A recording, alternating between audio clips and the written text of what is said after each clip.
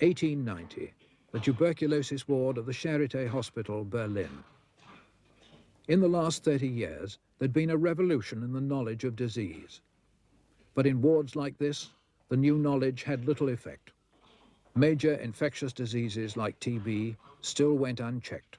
Patients were given a cough linctus, a carbolic spittoon, and the best nursing possible.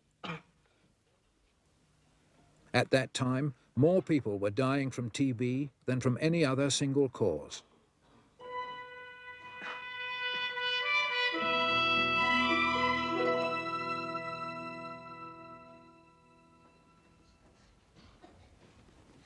It was much the same with diphtheria, a disease of children, so often fatal. Again, the mechanism of the disease was now known, but so far, treatment for these children remained crude, even dangerous. But the French success with the treatment of rabies had raised public expectations.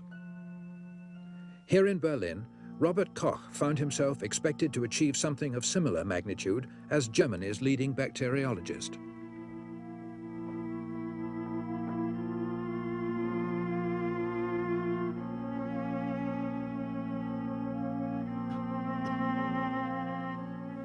It was known that he'd been working on TB, but under this new pressure, he'd begun working in secret.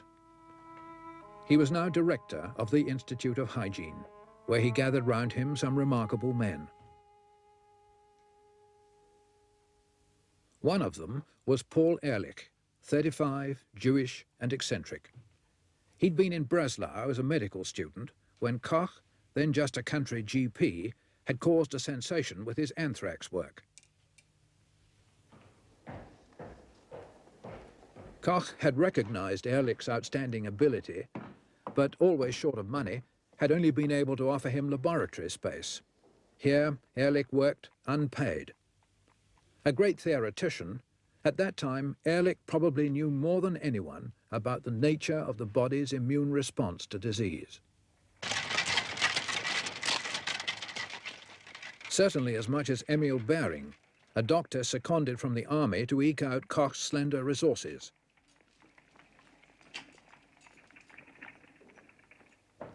An ambitious son of a poor family, he was known as temperamental, arrogant, and a gambler. From the beginning, he'd never got on well with Koch. But his research was promising. He'd taken up work begun by the French on diphtheria. Along with the Japanese, Kitasato, he'd been looking for substances which might neutralize the damaging poison which Emil had found secreted by the diphtheria germs. Behring had been trying iodine trichloride, an antiseptic which he hoped might neutralize the bacterial poison, or toxin as it was called. If you would please to look, Dr. Behring, we have 2 survivors. They're alive? 2 survivors among such heap of corpses. Progress we make. So far, after hundreds of attempts, iodine trichloride had proved of little use in neutralizing the toxin. But this success pointed to a new experiment. So I've cured diphtheria in 2 living animals. A happy chance? No matter. If we inject this one with diphtheria again, we shall see now if it's immune.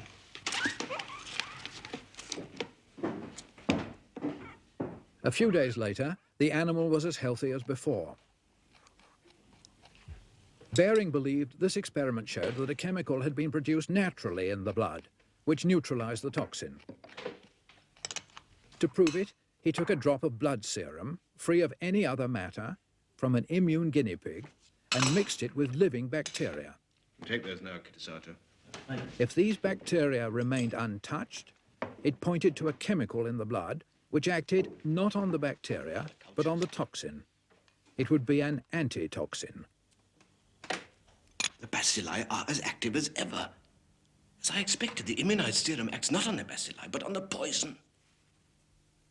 Wonderful. Marvelous. You must now mix your serum with the diphtheria toxin. You know? Understand? Inject that into an ordinary guinea pig, and if it lives, you will have proved that diphtheria toxin can be neutralized by the serum from immunized animals. It'll make the French sit up. Monsieur Roux wondered if such a thing were possible, to acclimatize an animal to diphtheria toxin and then make it immune. It confirms my own work in this field. I must publish. In time, of course, certainly, certainly. Soon. I do not advise it. Your reasons? Well, in the first place, you don't know what this antitoxin is. You yourself refer to it as a mystery. The chemistry is for others to work out. What matters is that from 2 bedraggled little guinea pigs, which I made immune from diphtheria poison, I have now obtained enough serum to inoculate others by taking it also from animals which are naturally immune. Yes, I have read your report. I'm now obtaining it from rabbits. I shall soon be getting it from sheep. The Institute is becoming a veritable farmyard. By turning the bodies of animals into factories for producing immunized serum, I am aware I of shall your be able successes, Dr. Behring, as I am also aware of your failures. And Dr. Kitasato tells me that some of your animals only remain immune for a week or two. Well, if children have to be inoculated against diphtheria every week, your serum is hardly practicable, no matter how much of it you could produce. There is a lot of work to do, yeah? That is precisely my point. This paper of mine makes no claim beyond the discovery of a diphtheria antitoxin in the blood. Now, if we don't publish that soon, the French will. Roux and Yersin are working in the same field. We have a new Kaiser now. He is proud that we lead the world in medical science. The next International Congress of Medicine takes place here in Berlin in August. If we could herald that occasion with the publication... What the Kaiser expects of us, Behring. But I'm surprised that you should think that patriotism should override our integrity as scientists. Good morning.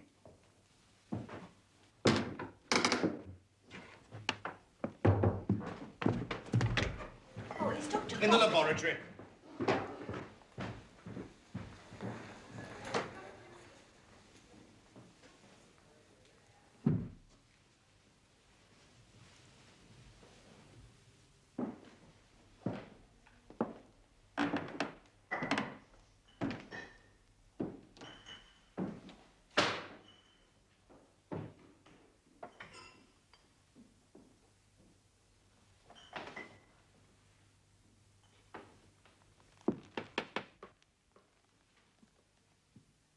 He misses you. Mamma. More than you know.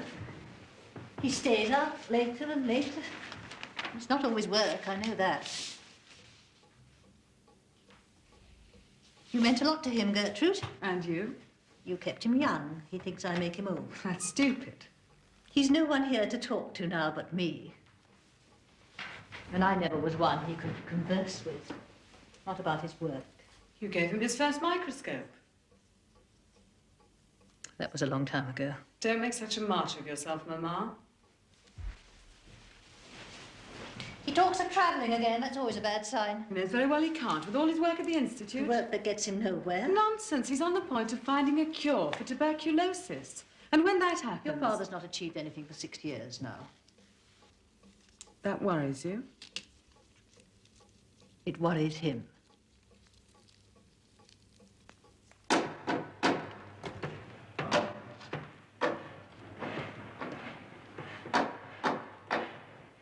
Thank you, gentlemen. Thank you. Excellent.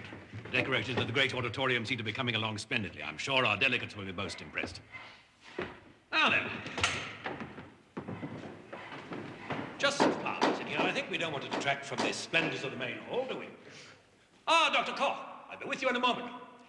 And perhaps another like this in the Kaiser, on the staircase leading to the royal box. In that summer of 1890, Germany was to act as host to as many as 7,000 doctors attending the 10th International Medical Congress. The Germans, always conscious of their prestige, were taking it very seriously, and in charge of arrangements was the Minister of Culture, Gustav von Gossler. My dear fellow, how good of you to spare us your time. I took it to be a royal summons, Minister. If His Imperial Highness knew I was dragging you away from your work, I fear he'd ask my resignation. All the same, I feel sure that he'd be glad that I don't wish to complete the arrangements for the Congress without first obtaining your approval. Now then, what do you think of that? Yes. What is that on the pedestal? A statue of Aesculapius. An appropriate touch, don't you think? And through the archway there, we shall have a representation of the Roman Temple of Minerva. It is the Kaiser's wish that no expense be spared to indicate the value we place on scientific thought. Well, I only hope the speeches do justice to the splendor of the setting. The Kaiser has every hope that yours will at least, Herr Professor. As the delegates come up the steps, they'll be greeted by a Latin inscription in gold lettering, welcoming them to the Congress. I understand you're very close to achieving something significant in your work on tuberculosis. Oh, I doubt if my researches will be complete by the time the Congress opens. Well, the Kaiser will be disappointed to hear that. Well, scientific research can't be hurried, even for the Kaiser. Yes, and of course your work at the Hygiene Institute makes demands on your time unworthy of a man of your great talents. Yes, and that's precisely why it's imperative I be given an institute exclusively for the study of infectious disease. Quite so. Let us hope you may get it. Do you think Dr. Behring could be persuaded to speak at the Congress? Dr. Behring?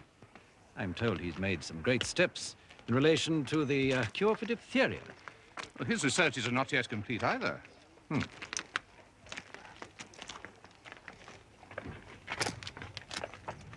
Well, thank you for your approval of our arrangements, Dr. Koch. And should you find that your work on tuberculosis comes to a satisfactory conclusion... I will, of course, announce it. At the Congress. It would give the added fillip needed to persuade Parliament to authorize the expenditure for the new institute.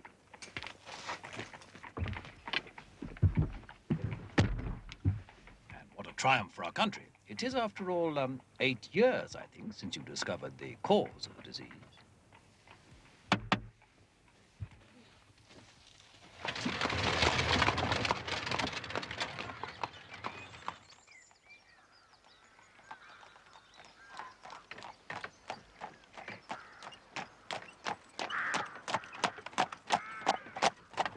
They'd make you a baron.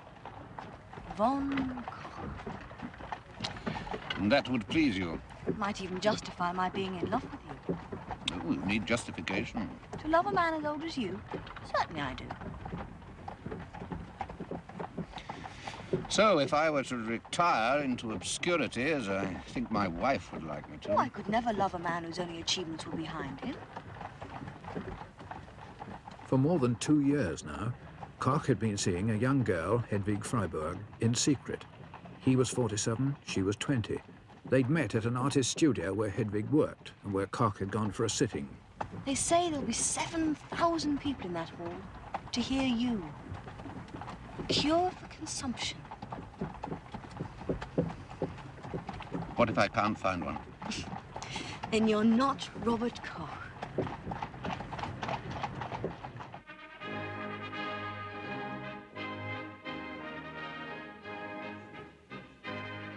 The Congress opened on August the 4th, 1890. Von Gossler's decor for the vast Circus Renzi was extravagant to say the least. And to add to the impressive occasion, there were now rumors that Koch was to make an announcement. So very good to see you, Lisa. Koch was to be second speaker that morning. And at this late stage, even his own staff had no idea of what he might say. He could announce a cure for TB, or might equally well say nothing at all. Paul, I think we ought to go in.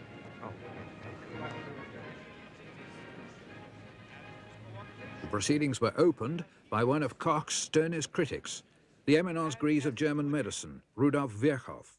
For this reason, I once more heartily welcome you to our city. May each day contribute more and more to promote mutual understanding and friendship among all of us. By the time Koch was ready to speak, hopes were high that a cure for the disease that most afflicted man was to be announced by the most celebrated scientist of the day. When I was honored by receiving an invitation to deliver one of the addresses at the International Congress, I had to choose as the subject of my discourse that science with which I have now chiefly to occupy myself. Surprisingly, his speech began with a long review of the latest developments in bacteriology, all of which were very familiar to most of his audience. It was not surprising that after half an hour of this, impatience turned to disappointment. Koch, it seemed, had let everyone down. I have set about seeking for substances that could be used therapeutically against tuberculosis. Now we reach it. Do you hear? Do you hear? And I have pursued this search perseveringly up to the present. I have tested a large number of substances to see what influence they would exert on the tubercle bacilli cultivated in pure cultures, with the result that not a few substances have the power to hinder growth of the tubercle bacilli.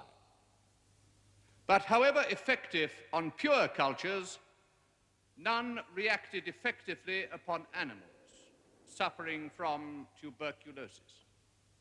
However, in spite of many failures, I have at last hit upon a substance that has the power of preventing the growth of tubercle bacilli. Not only in the test tube, but in the body of an animal.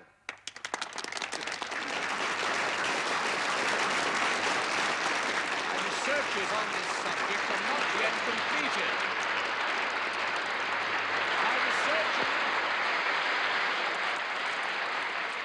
My researches are not yet completed. And I can only say this about them. Guinea pigs, if exposed to this substance, cease to react to the inoculation of the tuberculosis virus. And in those suffering from the disease, to a high degree, the morbid process can be brought completely to a standstill. However,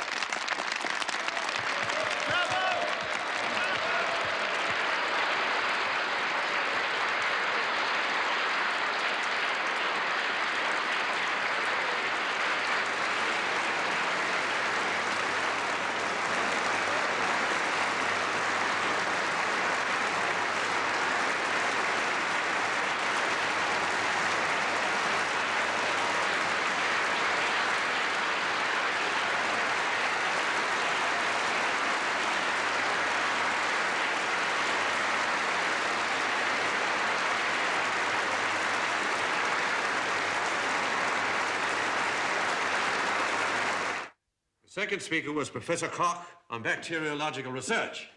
His report concerned a remedy for consumption discovered by the speaker, which he did not, however, name. And that is all, my friend. Kaput big hair among. The Zeitung last night didn't mention him at all, but it gave a vivid description of what the Duke and Duchess of Bavaria were wearing in the royal balls. It's typical, typical. Pleased to hope they're not showing more prudence than we are.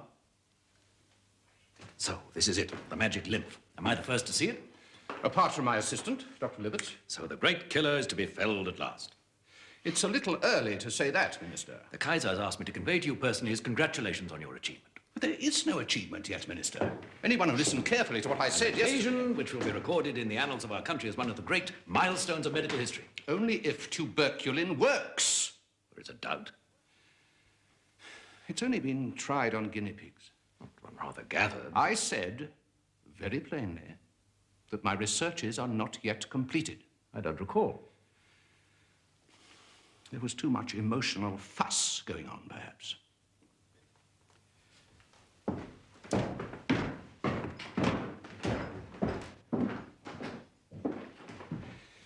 Here, Minister, read my paper yourself. Show it to the Emperor, if you wish. You will see that the hysterical reception I was given yesterday owed more to your flags and flowers and Grecian urns than it did to my researches. You're not telling me now that you've not found a cure. The Kaiser wants to know when the first patients are to be treated. It's not even being tested on a human being yet. But that surely is important. Yes, yes, Minister, that is important. Then when will trials begin? As soon as I am ready.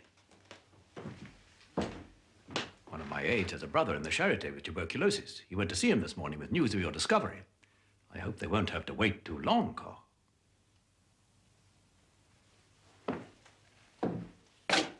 May I at least inform His Imperial Highness that hospital tests will begin within 1 month? Within 3 months. I hope we are not, after all, disappointed. That would be unthinkable. You will not be disappointed.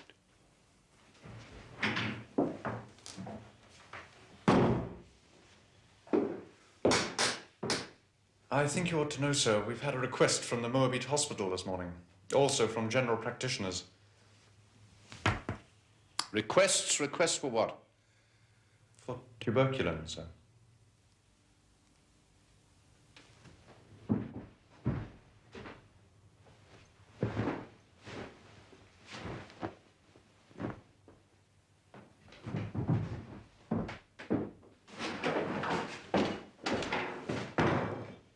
Lock the door.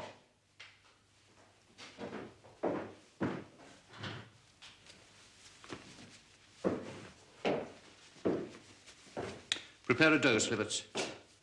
0.25. You sure this is wise, sir? I mean, what if something should go wrong? It doesn't have to be tested on you, sir. Who else?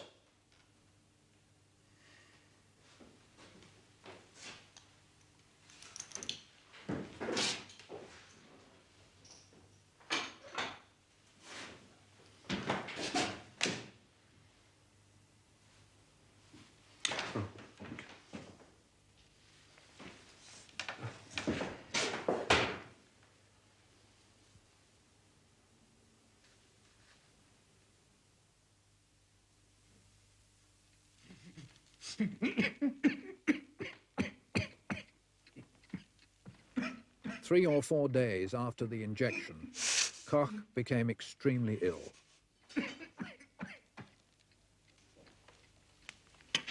Yet throughout, he recorded every detail of his symptoms. First, his notes describe his difficulty with breathing, his aching limbs.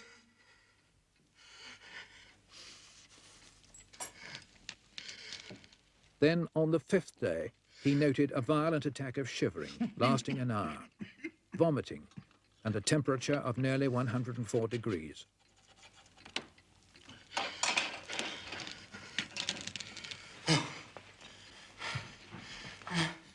You must let me get a doctor. No. No, Edward will come. Well, why not? You're very sick. Just leave me alone, Emmy.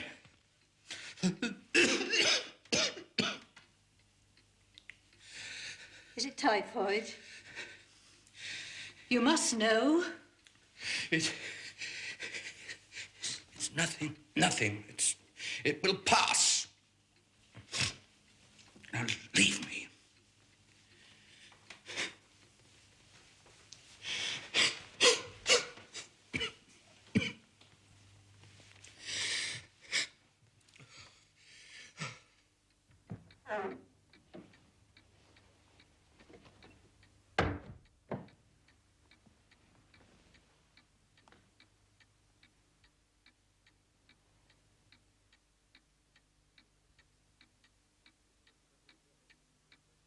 It took several days for the effect of Koch's inoculation to die down.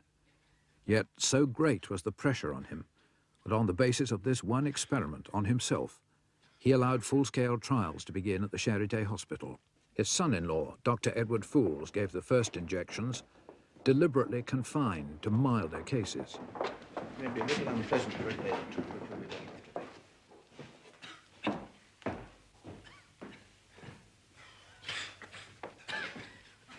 Doctor, excuse me, sir. You passed me. Oh, we are merely conducting tests, sir. But you can't leave me out. I need it more than anyone.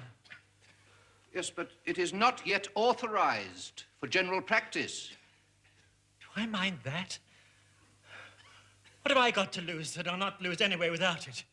You can't leave some of us out, sir.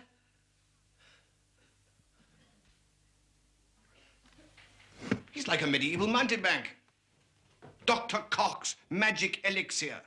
Secrets known only to him. Look at these blood clots after 30 seconds. I now know how much ricin is needed to clot the blood of a mouse weighing 10 grams and kill it in 48 hours. Yes. Forgive me for intruding. It's probably some Pasteur-type attenuated vaccine. Why won't he say? He should reveal his research work. Yes, I must get back to mine. If the doses are built up gradually, the mouse develops immunity long before the fatal dose is reached. Wasserman and I want to carry this work into your field, Emil, working out precisely how diphtheria antitoxin can build up. If you ask me, it's an antitoxin Koch is working on. How so? He's familiar enough with my work on diphtheria and tetanus.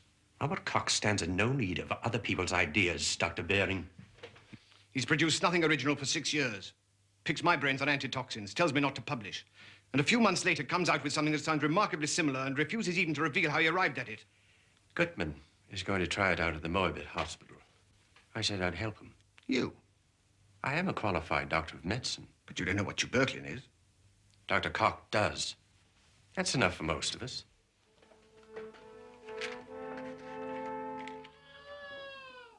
I'm sorry. The hotel is full. All hotels... Within weeks, Koch's announcement that trials were to begin had triggered a response beyond his worst fears. Tens of thousands of consumptives from all over the world poured into Berlin.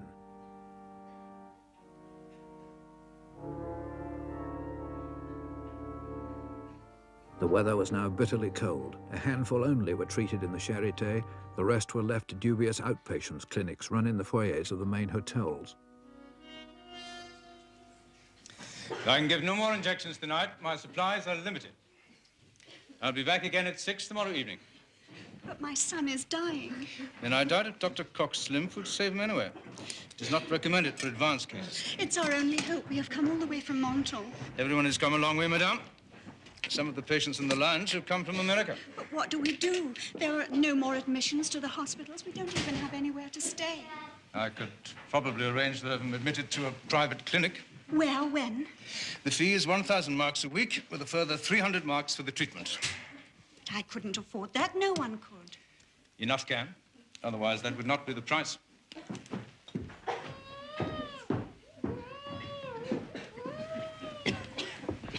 Try the Germania. Dr. Levy is giving injections there at 6:30. The Germania? Where's that? Turn to the right out of the hotel and keep going. It's on the Alexanderplatz. Conan Doyle, who was in Berlin during that winter, wrote that many more consumptives were dying from the appalling conditions than could ever be cured by Koch's lymph. Tell the world you have a cure for consumption, and then be surprised when the world beats a path to your door. You should have left well alone. You only did it out of vanity. Trying to show them you were still Robert Koch. I'm only 47, Emmy. I have years ahead of me yet. Years and years of original work. You've done more than most. Great achievements. Anthrax, cholera, the TB microbe. Why can't you sit back now and leave it to the younger ones?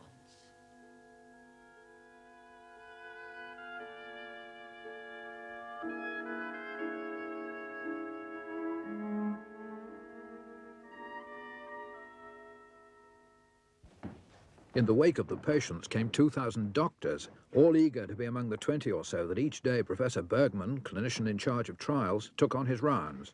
High fever, almost 40 degrees.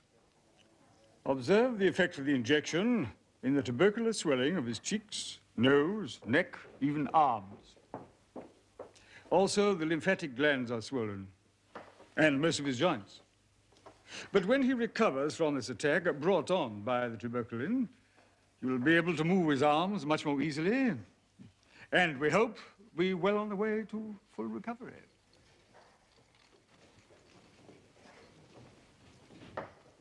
Now, this patient received his injection a week ago, and as you see, he's growing stronger.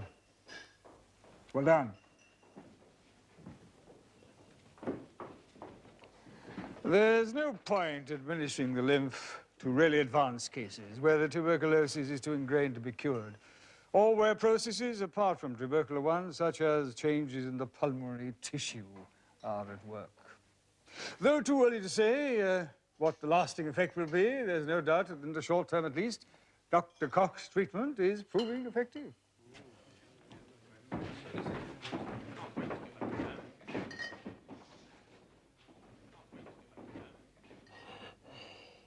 The hour belongs to the admirable triumph of the human mind, the epoch-making discovery of Professor Koch. Read it for yourself, my dear fellow. The President of Switzerland, no less, addressing their parliament. What a splendid hour this is for Germany. No wonder the Kaiser means to honor you in person. The Grand Cross of the Order of the Red Eagle. You will note that this patient is now free from fever. Her coughing has stopped completely. She no longer has flushes in the night, and she's put on some weight. Another important fact is that auscultation and percussion suggest a change in parts of the lungs that used to be affected. However, she should not be considered to be completely cured yet.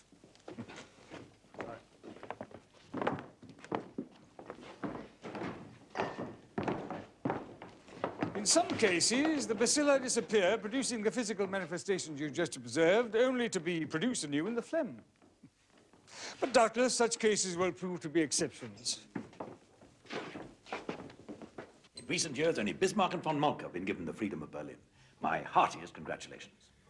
Have you stopped the profiteering on tuberculin yet? We are going to fix the price at 25 marks for the 5-gram bottle. 500 doses, that's 5 pfennigs each. That's cheap enough. With regard to the rationing of supplies, the priorities first come the University and General Hospitals of Berlin, then similar hospitals in the rest of the country, then clinics in Vienna, Paris, London. This patient is now free of fever. Indeed, appears to be free of the disease. It's too early to say if he's cured yet. Relapses are occurring with unexpected suddenness. They think we have a factory producing the lymph. Can't supply any of them. Warmest congratulations to Dr. Koch for his great discovery. Louis Pasteur and staff.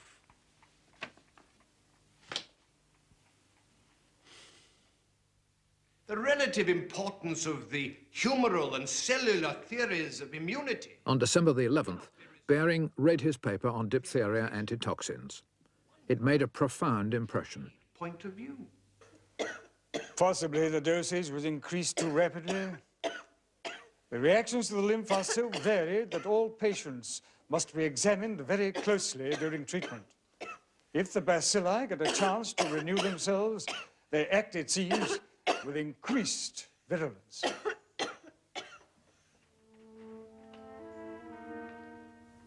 In January came a severe blow. The bodies of 21 patients who died in the Charité after treatment with the lymph were dissected by the pathologist Virchow.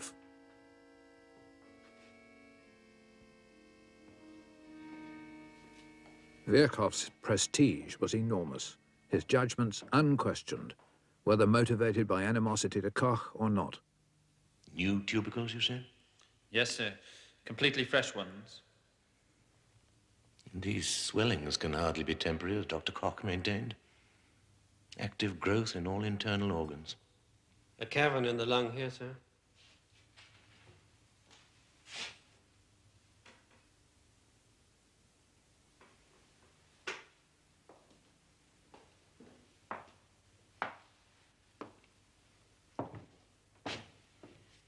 Note this. The miliary tuberculosis I have found in all these cases is worse than anything I have seen in a lifetime as a pathologist. Yes. Well, Most embarrassing.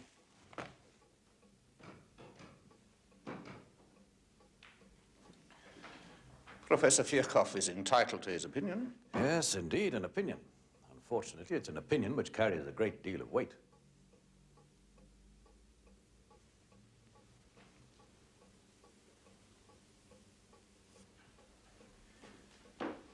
I constantly stress the need for minimal doses.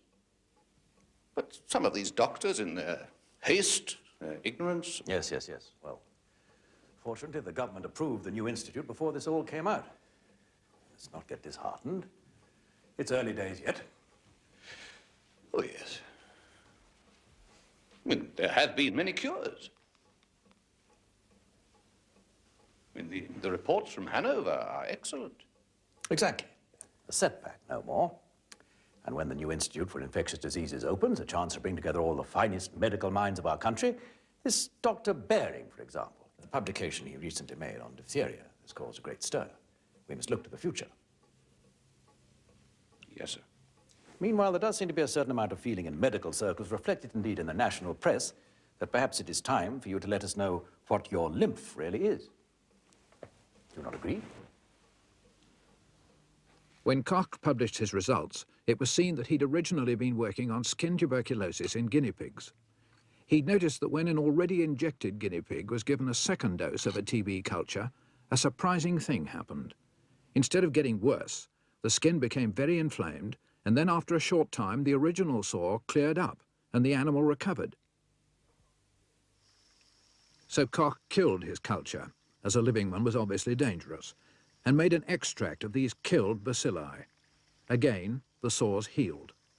And that was all that tuberculin was, an extract of killed TB germs in veal broth. But surely it was only an allergic reaction you noticed. Of some interest to immunology, I admit. Certainly. We'll learn a lot about immunity from this, and to help diagnose the disease too. But to cure from a filtered broth. It speeds up the healing of lesions. That at least has been demonstrated. What's your basis for this? The principles you worked on and the experiments you used to support them.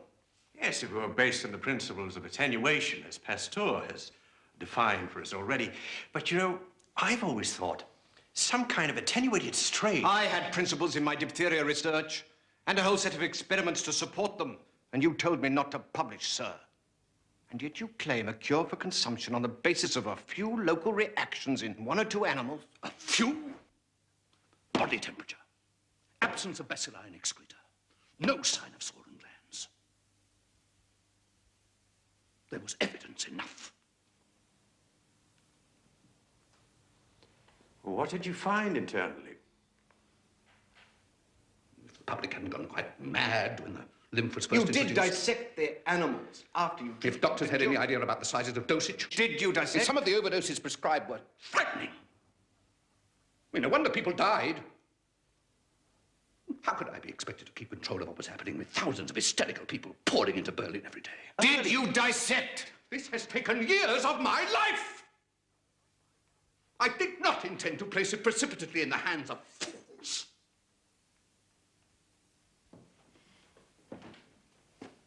I have the right to conduct experiments on my own. I have the right! As Robert Koch. And because he is Robert Koch, no one dares to question him. Egypt? Yes. Do you want to come? A holiday? Why? Professor Virchow is protesting at the haste in setting up a new institute. And luckily, the government understand that a project of this nature must not be imperiled by recent setbacks in one particular field. But I think it would be less embarrassing for all concerned if I were out of the country while the details were settled.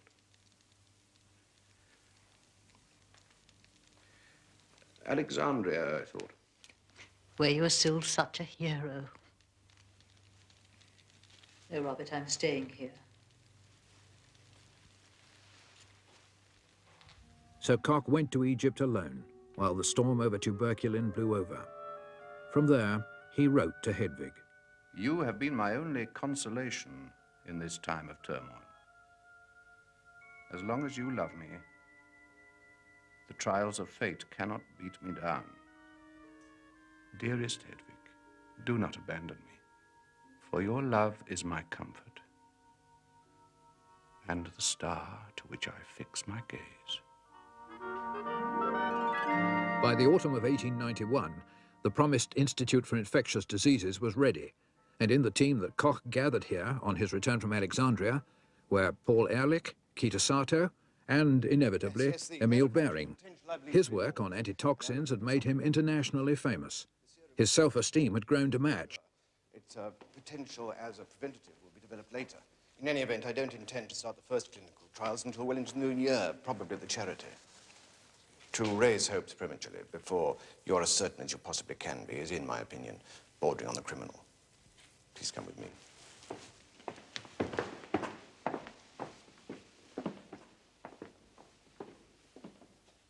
Nevertheless, Dr. Behring, if you should want to test it on a patient, I myself would have no objection if you did so at once. It would prove nothing. The mortality rate from diphtheria is so variable that if 80% of your patients were cured by the serum, then people would argue that they would have survived anyway. The child behind that screen who won't survive, not even long enough to enjoy a Christmas tree. If there's any chance at all that your serum might work, come and see her.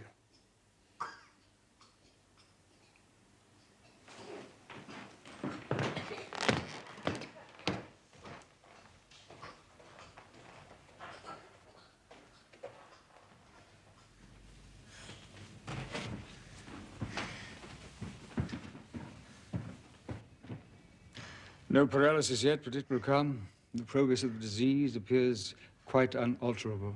An artificial windpipe in her throat may allow her to breathe, but it doesn't halt the disease.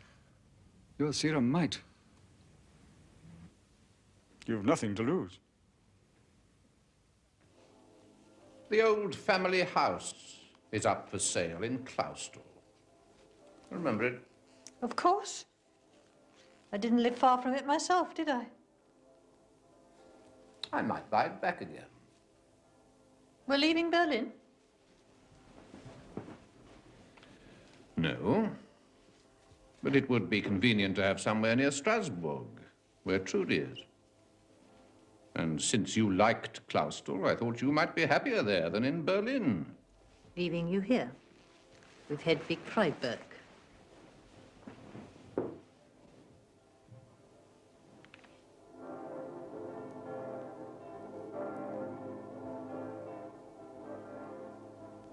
It was on Christmas Eve, 1891, that the diphtheria antitoxin was used for the first time.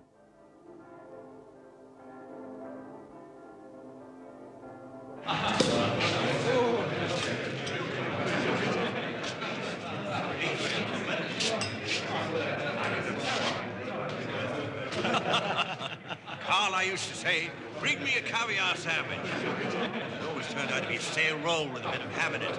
But by asking every day... Excuse me, gentlemen. The director.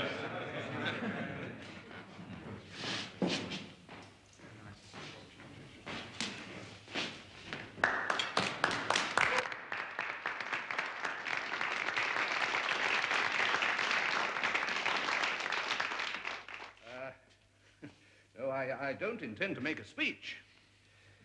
But on this, our first New Year's Eve together, I would like to wish you all success in your various endeavors in the coming year, and to propose a toast to the Institute. To the Institute.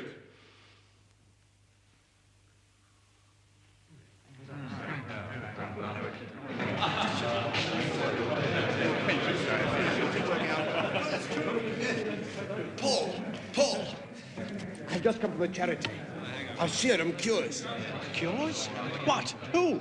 The diphtheria case I inoculated on Christmas Eve. She will be discharged tomorrow. Wonderful. Marvelous. Excellent, excellent. Our first success with a human being. To the end of diphtheria. To the end of diphtheria.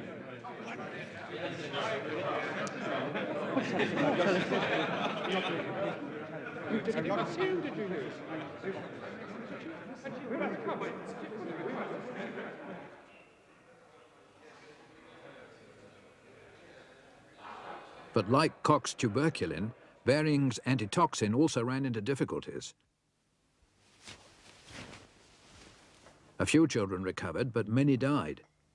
There were bitter recriminations. At best, the results were hopelessly variable.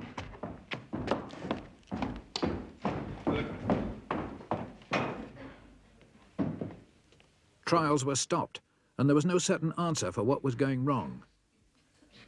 So Behring, although unwilling to share his success with anyone, was driven to ask for assistance. For some time now, Ehrlich had been working on the problems of standardizing sera, and it was to him that Behring went. There you have it. It's simple. You cannot use toxin as a standard because it's unstable. So each batch you prepare must vary in strength. Some is effective, some isn't effective. You know, you understand?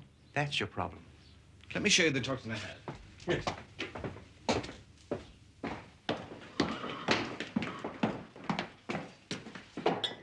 This is it. How old is that? Oh, several weeks. Oh, I can tell you exactly. Never mind. If it was kept that long, it's probably useless. What do you mean? Well, unless you keep toxin in some preservative, it's useless. It's probably decomposed. Now, you're just jumping to conclusions. Look how good the results of the Merbit are from the most recent batch of antitoxin that we made with it. Did you use preservative? No, we didn't, but... Then the Merbit was just lucky. It's probably a mild outbreak. That preparation is useless. Look, there is enough toxin in that flask to supply large-scale manufacture for the next 50 years. Wishful thinking. There's probably not enough there for one horse. Don't be so arrogant, Paul. Look. Look at the results. The death rate is down to 30%. You ask for my advice, I give it. Now, you know as well as I do that the results of the Moabit were more to do with the mildness of the outbreak than the success of your cure. Just look at these figures. I'm not interested in the figures. Now, what is it going to be? Am I going to help you, or am I not? Do you have an alternative? Yes, I do. You use the antitoxin as the standard because it's stable. Now, here, let me show you.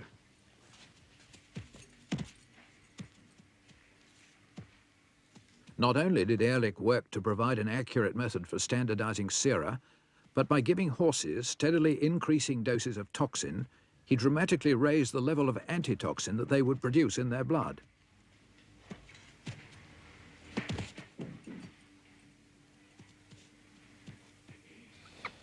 For more than 6 months, Ehrlich and Behring worked together, and throughout their disagreements mounted.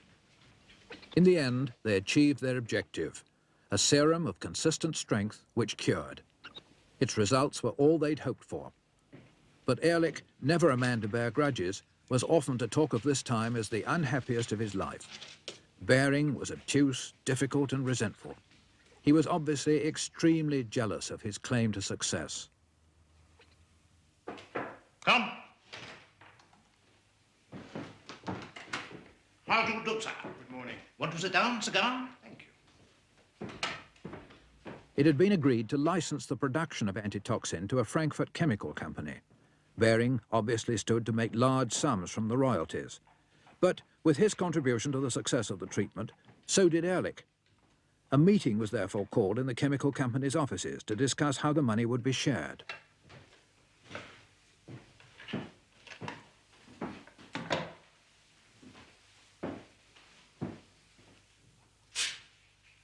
Come. Oh, here. Thank you. Thank you. Ah, Dr. Ehrlich, come in. Emil. An honor to meet you, sir. Oh, thank you. I received a telegram. Urgent. It's about the patent, Paul. Well, surely that could have waited. I have some very delicate experimental work to do. Well, you know, you understand. Took me 2 hours to get here. No, we won't keep you long, sir. Hardly at all if you're interested in what Dr. Behring has to say to you. I was talking to Althoff the other day. Who? Von Gossler's successor, the new Minister of Culture. I told him I thought it was high time you had a research institute of your own. What did he say? He agreed. After all your work on immunity, he has to. Will it happen? Will it? Will it? Research laboratory of my own with time and money and... When? You would need to forego the royalties from our anti-diphtheria serum. The director of a state institute is not allowed to receive money from commercial interests. Oh. Oh, yes. Well, naturally. Well, perhaps first you should see whether you get given an institute. On the other hand, since your field of research is immunity against disease, you're unlikely to be offered one so long as you're profiting financially from the commercial production of a particular serum. If you do feel inclined to renounce any claim on the company because of this possibility, I have the papers ready drawn out for your signature. Can you be sure that you can get me this institute? I have a lot of influence in government circle these days, Paul. All right.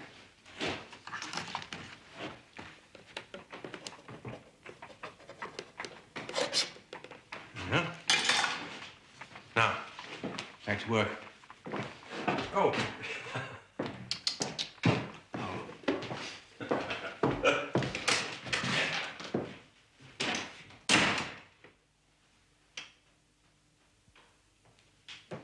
Profiting from Ehrlich's share of the royalties as well as his own, Behring became extremely wealthy. He was soon made a baron, entitled to the prefix von, an honour never bestowed on Koch or Ehrlich. And it was Behring who, in 1901, was awarded the first Nobel Prize for medicine. As to Ehrlich, Behring did not apparently have the influence he claimed, and for some years Ehrlich continued to work unpaid in the small laboratory at Koch's Institute.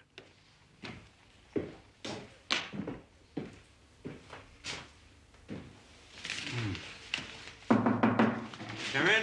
Ah. Oh, good evening, Professor. Good evening. Do sit down somewhere. No, I received this letter from a man called Wright in England. It's more for you, really. He appears to be working on typhoid. Oh, yes? Oh, yes. This is interesting.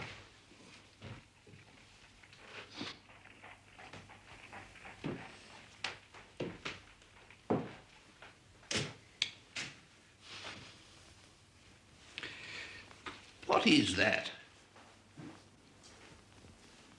Oh, yes, I call that the side chain theory. Allow me to explain it to you. Oh, no, not now. I beg of you. I must get home. My wife expects me. Oh, yes. How is your new tuberculin work developing? Very well, very well. It's prepared from living virulent strains of human bacilli, dried and ground, and extracted with water to remove all soluble toxins. Good, that sounds promising, very promising. Yes. It may, I think, have a use for diagnostic purposes. As you once said. Did I? Good night. Good night. Oh, give my regards to Emmy. Emmy and I are parted. You must remember, surely, my present wife's name is Hedwig. Yes, of course. I'm so sorry. Hedwig. Like mine. Yes. Society doesn't altogether approve, I'm afraid. But I made her work abroad. Tropical diseases. Hedwig has the same fondness for travel that I have. Good night.